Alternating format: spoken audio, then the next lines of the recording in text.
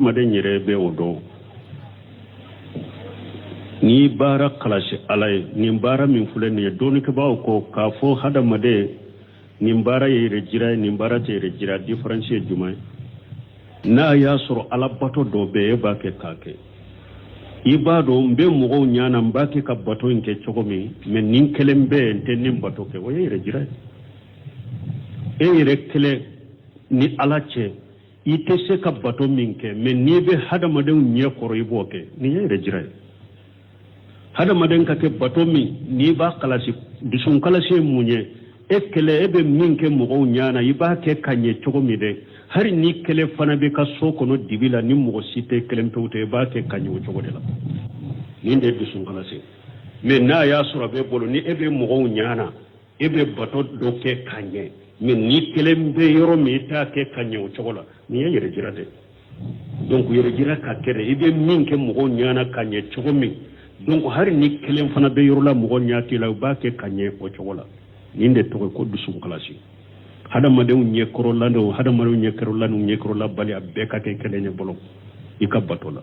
men na kera niebe mugo nye koro ibi yere ke chogo do la ibe bato do ke men ni ekelembe yoro la ifari be fa batola ube hari ni yo ke ateke komi ni jamanya na iba ke chogo mi o yere jirade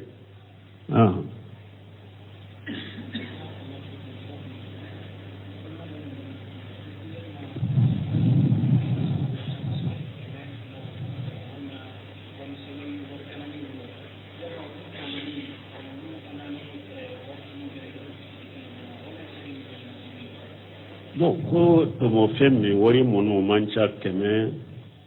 ube keme fula ube wori misenu e wutomo ni tomo fon tobe kirila da ute kirila doni ko ko tomo femme awsatun nas mo ka tamanche mo na fulo batigu ute fantante mo min ben na fulo batigu ni fantanu nyogonje ni tomo femme ni oburuna o mo sugu ta nyini yere wuta nyini yere ni atomona wuta nyini yere numa ye dro ya banne o teme fon sugu ni ewa hada made nyota ewa ni ta tigido atika koyi kanin tigi nyini ubo de la ke munye o chiden de la kana tamaro do binema sira kono ako nin tunte sira konni nye jaka tamaro ntumba takadu parce que jaka haramu yelendo chidema ako nin tunte sira yala kanake jaka tamaro do binna tigiko nin tunte sero nin tumba takadu wala nyugo muga nunu keme nunu ni uge ulutomo ni aburuna min ko inya bala ha karasa itafule ibada tigimo men no tigi donente atika ko ikan nunu tigi nyini sangele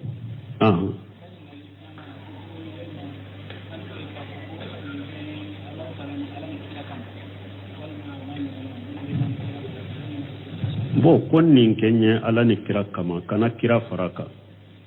do della kana cide ma ko ma sallahu wa shita akwa jalitani lillahi nidda qul ma sallahu faqat do na cide ma ko ni ala ni sunna akwai benne farala de ka ko ni ala sunna do donc ko kana cide faraka ala ni cide ka keninye ube ala ni cide mbe nindo ube ala ni ciden kama nunun tebbe i kana ciden fara ala kan yoro la depuis ciden yere nyana mayala ayam bade ni nuna bonda bina nunun na kitabu tawhid la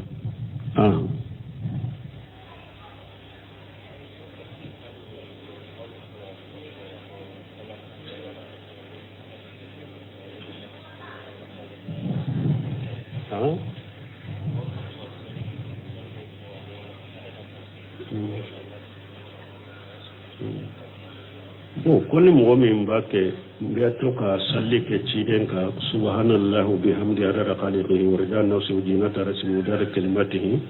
kwambe ayele ya funin chogode la ko ambe blasrali juman ko tige iba soro ni nyagambira tigi bolo ube ni nyagambira nyin kala bolo min fule ni nyen jikiru ala ko suma de ni subhanallahu bihamdihi adada khaliqihi wa rida nafsi ujinata rasimu dara kalimatihi ninya ala ko sumade ula fela sogomani ula fe ajikaru munun kanka fo nimbo ukono ula fela ka jikaru jikiru nimbo kono nin to ye ko jikiru de nin nibe salli cidenka o yede allahumma salli ala muhammad وعلى آل محمد كما صليت على إبراهيم وعلى آل إبراهيم إنك حميد مجيد اللهم بارك على محمد وعلى آل محمد كما باركت على إبراهيم وعلى آل إبراهيم إنك حميد مجيد صلاة إبراهيمية نيبه صلي تشيدن كا وينينده وبه صلى الله عليه وآله وسلم donc nunu de tiden ka salle mais e fule ka min fo ye jikiru de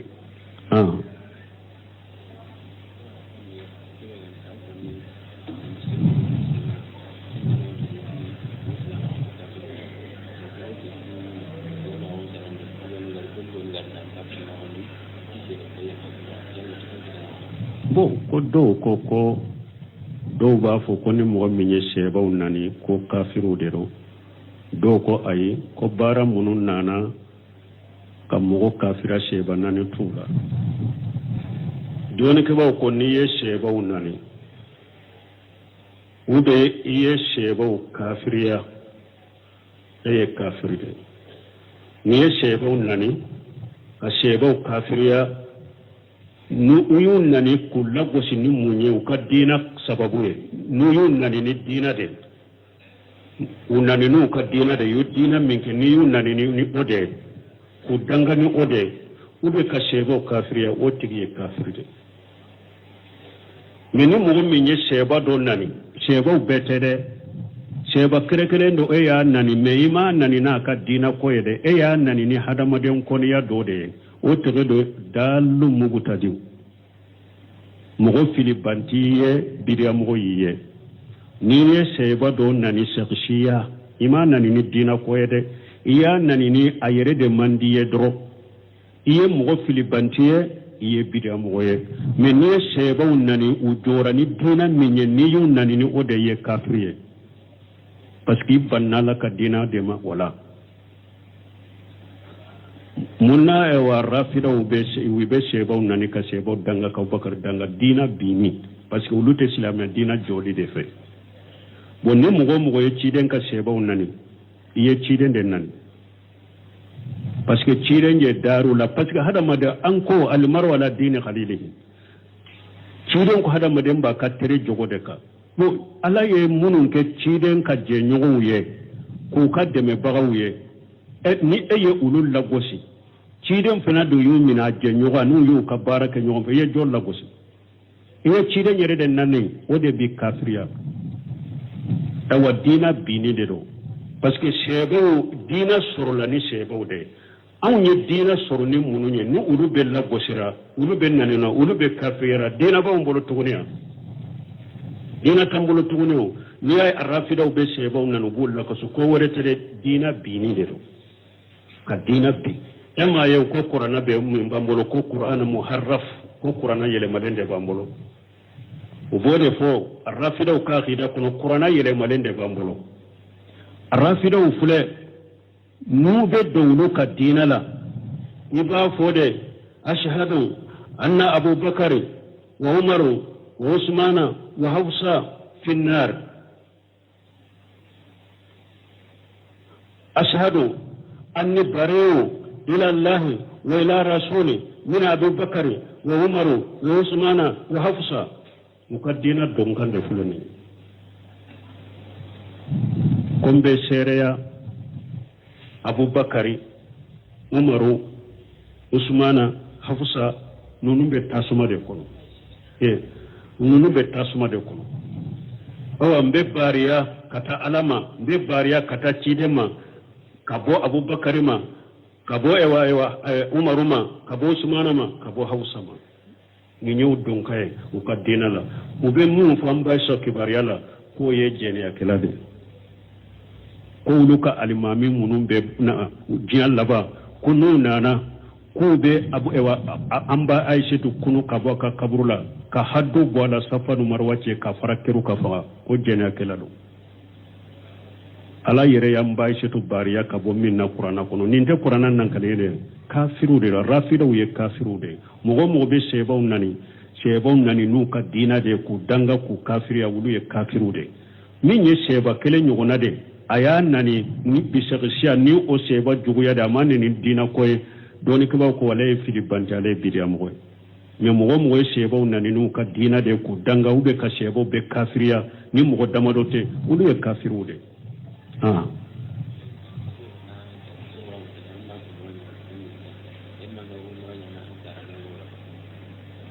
bon koni mogo min taara umra la e y'i ka umra kɛ a banna yala e bɛ se ka umra kɛ i ka bangebaga dɔ ye awɔ n'a y'a sɔrɔ bangebaga in fatura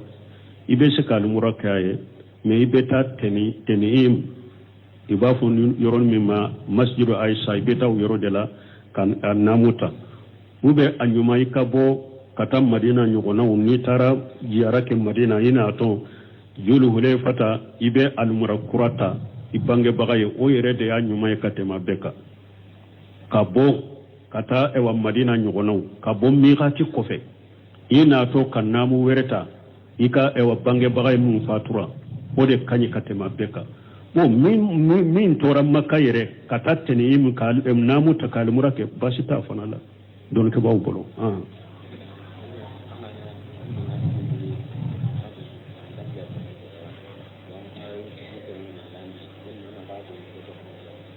o mɔgɔ dɔ kawai b'a kɛ k'a fɔ wari dɔnkɛla tɛ e jaabi e fana dimi b'a kɛ k'i ta i b'a fɔ de to la i kana fɔ de to idfa billati hiya ahsanu fa idha alladhi baynaka wa baynahu adawatu ka'annahu waliyyun hamim wa ma yulaqaha illa alladhina sabaru wa ma yulaqaha illa dhu hajjin azim ala ko qur'ana kono ko ni mɔgɔ bɛ ye juguman kɛ e la e ka ɲuman kɛ k'a ka juguman kunbɛn n'ale ye juguman kɛ e la e ka ɲuman de kɛ k'ale ka juguman kunbɛn ala ko ka to n'i bɛ nin kɛ mɔgɔ min ni juguya bile n'a cɛ a bɛ yɛlɛma k'a k'i balimasogo ye kanu bɛ yɛlɛma ka don ani ɲɔgɔn cɛ mais ala ko nin jogo mɔgɔ si tɛ se ka nin jogo kunbɛn ɲɔgɔnya ka baara kɛ n'a ye sabalibagaw tɛ ni sabalibagaw tɛ mɔgɔ si tɛ se ka nin jogo kunbɛn ɲɔgɔnya ka baara kɛ n'a ye ni niyɔrɔbatigiw tɛ o la e ka continuer a ka foli la don dɔ la k'i to e b'a fɔ e ma sɛgɛn e ma décourager e b'a fɔ komi ala yɛrɛ y'a fɔ cogo min ni kulu de tɛ don dɔ bɛ na a b'a fɔ tiɲɛ la ne fana ka sabali sa wagati ni karasa bɛ ne fɔ a tɛ décourager a tɛ sɛgɛn ne t'a jaabi n fana ka sabali n ka hakili sɔrɔ don dɔ la a bɛ jaabi donc e kana tigɛ ani fana dɔw nana ciden ma sallallahu alaihi wasallam a ko balimasɔrɔw dɔ bɛ ne bolo ne bɛ nɔgɔya kɛ ka taa olu ma olu bɛ gɛlɛya ta ka ne sɛgɛrɛ ne bɛ ɲuman ta ka taa olu ma olu bɛ juguman ta ka ne sɛgɛrɛ yala n ka mun kɛ ciden ko a ko e bɛ lahala min na i y'a fɔ n'a b'o cogo de la dɛ e ka continuer i t'a la olu e bɛ ɲuman min kɛ u ye n'o b'a kɛ k'i sara juguman ma u b'a kɛ ka junubu de sɔrɔ a bɛ komi n'i b'a kɛ bugurinjɛ kalama a bɛ komi i b'a kɛ ko de bɔ u kan u bɛ junubu min sɔrɔ n'i bɛ ɲuman min ta k'olu sɛgɛrɛ n'u bɛ juguman ta k'i sɛgɛrɛ u bɛ junubu min sɔrɔ a bɛ komi i b'a kɛ bugurinjɛ kalama de ta ka bɔ u kan mais e ka continuer i t'a la e kana tigɛ ko k'i t'o cogo la fana bara ala bɛ e de ta a tigi sanfɛ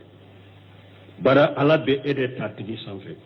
donc an bɛ min fɔ a ye e kana tigɛ e kana dimi ni e n'a bɛnna e k'a fɔ donc ni ale b'a kɛ ale bɛ banni min kɛ k'i ka foli jaabi a ye wajibi dɔ tɔ ye junubu b'a ale la e bɛ baraji sɔrɔ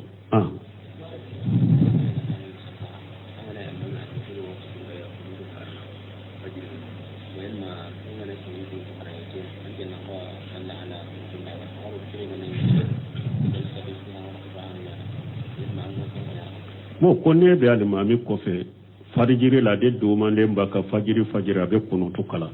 n'a sera kunutu kalali yɔrɔ la e tugulen bɛ to a ko Ahmad ibn Hanbali ɲininkara a ko kunutu fajiri la bidiya de lo mais ni mɔgɔ min y'a kala alimami de do a bɛ e ɲɛ tugu a ko a ka sali la continuer ka tugu a ko a ka sali la ka bidiya in b'a kan mais e t'a fara ɲɔgɔn ɲa donc e bɛ continuer ka sali la nɔfɛ de basi t'o kan i bɛ tugu a ko ala de a bɛ kunutu kala o ye o yɔrɔ ye a bɛ o cogo kelen na ni e bɛ sali alimami kɔfɛ jelisatu istiraha ale b'o kɛ maana arakan fɔlɔ ka sigi dɔɔni o kɔfɛ ka wuli ou bien arakan sabanan sana ka wuli ka sigi dɔɔni alimami b'o kɛ o tɛ t'o kɛ dɔɔnikɛlaw ko ni alimami b'a kɛ hali ni a tɛ bolo sunna i k'a kɛ alimami nɔfɛ ni alimami baka alimami tugunyogonya koso ni alimami sigira ka sigi hari ni jelisatu istirahata bolo sunnay na be ikalimami bolo sunnay ake alimami nofi abo chogo la na ya soro jelisatu istirahu ye bolo sunnay me ake alimami bolo sunnay e kana sigi wuli alimami nofi bon nunu nye famu do de dina lanka nunu famu silamia sariya nunu be natide pour silamaw furuku ni ɲɔgɔn société do ani ɲɔgɔn cɛ cogo min an ka sheikhu do be Sheikh Albani fule alqabdu ba'da ruku'i a ko bid'atu hijajiya ko hijaji gan kawde ka bidaya waye mana kumbele bilali kofe ka sagiki bolo mina disila Albani ko bidaya de do ko hijaji gan kaw ka bidaya de do mais dondo la Sheikh Albani utara hiji yorola ni sheikhu bombaji betum be tantankelen kono salli wati shera bumbaji alimamiya sallira nuye albani ka kalandin ko ko bi bara be mene i bumbaji bolo alqabdu bada rukuyi i kumbele bilali ko fe kasabiki bolo fulamina sunna de do abe bumbaji ba sensi sensa ka sunna ya gele ya mo bolo de fana sunna de do bumbaji bolo bada rukuyi ki ka bolo fulamina me Sheikh Albani bolo bada rukuyi ki ka bolo fulamina biriya do a kalandenw ko be ko na be ke baara yi mene bumbaji ye kabaru fili be yu bolo mina o sallira kalanden do ko ale be Sheikh Albani kerefe bumbali ya kumbele mina a wulila aye kumbele mina kawala ya bolo fula mina disila o ba ke Albani kolosi Sheikh Albani wulila aye wulila kumbele mina la aya bolo fula mina disila kalanden ko ale yere ka salli yere manya bolo miru bolo Sheikhu sagira kabondi masaila de wa ube mundo aya bolo fulamina kumbele bilali kofe salli banne uni Sheikh Albani tale aka yorola kalanden unchela kalanden unyanyi nkamila o ko Sheikh be yer ko do ke ne ka salli ne yere sallira masallin tado abi e bolo kabdu bado ko ibidiado e sallira bumbaji kofe bumbaji bada uruka ya bolo mina bada uruka bolo mina masaila imbidia ya isagira kabwala kolla innama juila al-imamu litamma bihi apala ya limami ka weda ka limami la degede akwa le bado shehu bumbaji abale bolo aka sunna ya gele ya lende bale bolo bada uruka ikika bolo mina ako ala ne kalimami de ron sallira kofe nyim bolo mina fiqhu hufule mais an fem fitini drambe ñogon borto la ñogon borto ni ñogon nani masala si hadiya fem fitini ñogon borto ni ñogon nani ka ñogon ke biriya mo goyte Sheikh Albani fana qaida do ba bolo ako ale bolo na ale be ko do fo nin ko ye bidiya ani ni mo go min ñaki ye bidiya mo ko ko lonte de ne bolo nin ko en keli ye bidiya mais ni karasaya ke karase bidiya mo ko kele wonte parce que ebe seka ko masala sisi haja dola ebe seka bolo ebe seka abeke seka bolo nin ko nye bidiya abe seka ken nin bolo bidiya te bo min bolo bidiya te ni oyo ke obeke bidiya mo wa voilà nin ko bidiya do ne bolo al Sheikh Albani ko mo ko ko sale no fede nin ko ne bolo bidiya do ani ni karasa mo be nin ko bidiya mo ko kele wonte de donc nunu ye fiqhu ye dina dan kan nunu kolosi nunu damina depuis sebaw de nunu yiranna minna salli be qasari de minna farda salli nani beke fula de Abubakari ciden tilela Abubakari tilela Umar ibn Khattab tilela Usman wa khalifa yakun folo abe salli atumba ke fula de mais Usman ka khalifa ya laba minna aye salli dafa aye salli dafa no tawilu istihadu doye tumamu ya Abdullah ibn Mas'ud ko Usman aye salli min be qasara ya dafa ka kenani de Abdullah ibn Mas'ud ko inna lillahi wa inna ilayhi raji'un mana koro masibade fuleni nye masibado me tumami Usman adi alimami salli wati sere daru sallira Usman yennani salli Abdullah ibn Mas'ud sallira nofe kanani salli salli banne ko Abdullah ibn Mas'ud ma a ko nyen nin fo e ko Usman yen nani salli e ko inna lillahi wa inna ilayhi rajiun e yere salli ra Usman no fe yen nani salla no fe aqwal khilafu sarru al khilafu sarru ako silamu kan ñogon soso ko jugude do wala mais ko jugudo silamu kan ñogon soso jumaye ko jugude fi munu me masala sisi hadiya wuye yere jija be se kan masala mununna an kan ñogon soso la ka fara fara la ndel la ko fo ko to wala o yi ñogon soso munu ñewlu dagara donc an kan ñogon soso lu la ñogon soso ka jugu ya do an ñogon ce o manka masala siri hadiya ka soso do an ñogon ce fo an kan ñogon ko ne ka ñogon ke bidia mo ye o ye sharru de o ye ko jugu de donc an kan nunun kolosi min ko ni bidia bangale be min bolo bidia jahiru bidia bangale hada maden bi yere koloso made hada maden bi yere koloso bi mabbo made do wite fara mo ka wala de me koko ye sunna ude ube koko ka sunna ya ye nyon so sala ne bolo ni ye sunna ne bolo ni te sunna bena ka delila jere on fana qur'ana aya ni hadisa wala ni sebo ka kuma wala wuruna nyona kana nyon ke filibantiye wala nin ko sugu anye min fo nin tigi ahmad ibn hanbali ko akoni fajiri salli ibake ka fajiri salli mo no fe abake ka kunutu kara fajiri la ka dome kunutu kale ka fajiri la bidia do akomme salla no fe ibe salla no fe jelisatu israha fule ni alimami bakate bolo sunna ke alimami no fe ni abe e bolo sunna e kalimami ma ke kana ke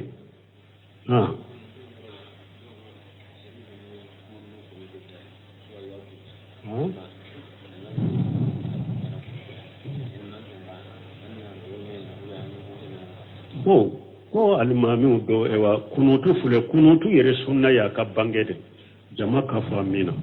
me yaro ka fajir kunutu ba bundare woni ebe alimami do fe bi mako ebe do wurete to cidin ko sallallahu alaihi wa sallam makuni te sallila ni ale ba ka kunutu la ube kunutu te yero juma ko ewa uba ka yero juma no bora urukola donc ne bora urukola do jando sanu kata urukola ube kunutu min kala ebe saki take kalanya parce que jole ne be sallela ebe saki take kalanya makuni te sallela subhanakallahumma wa bihamdika ashhadu an la ilaha illa anta astaghfiruka wa atubu ilaik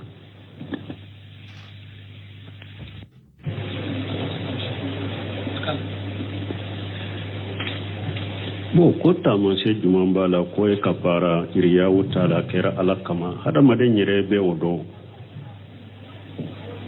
ni bara kalashi alai ni bara min fule ne doni ke bawo ko kafo hada made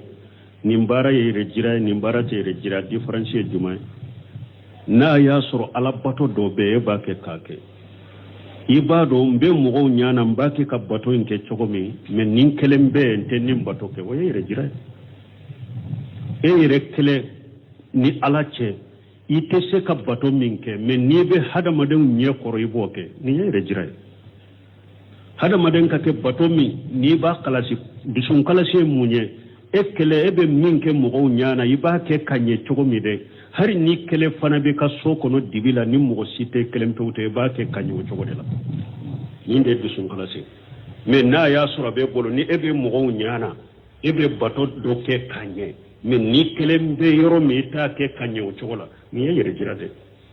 donc yere jira ka kere ibe min ke mo nyana kanye chogo mi